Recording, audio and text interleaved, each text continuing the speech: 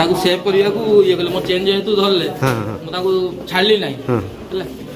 ସେ ବାଇକ୍ରେ ଥିଲେ ନା କୋଉଥିରେ ଥିଲେ ଭାଇ? ନାଇଁ ମୁଁ ଆସିଲି ଚାନ୍ଦବାଲି ବସ୍ରେ, ଏଠୁ ଓହ୍ଲେଇଲି ମୁଁ ଯାଇଥାନ୍ତି ବାରିପଦା, ଘର ହେଉଛି ବାରିପଦା ହେଲା।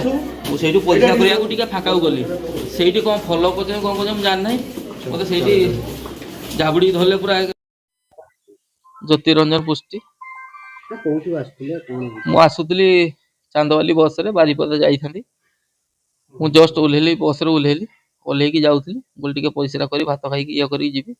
ସେଠି 4-5 ଜଣ ମାଡ଼ି ବସିଲେ, ମୋ ଚେନ୍କୁ ଟାଣିଛନ୍ତି। ମୋ ଚେନ୍କୁ ରକ୍ଷା କରିବାକୁ ଯାଇକି ମୋତେ ହାଣିଛନ୍ତି, ଇଏ କରିଛନ୍ତି। ତାପରେ ସେମାନେ ଦୌଡ଼ି ପଳେଇଲେ। ଯେତେବେଳେ ମୁଁ ଇଏ କଲି ଦୌଡ଼ି ପଳେଇଛନ୍ତି। ବସ୍ରେ ଆସିଥିଲି,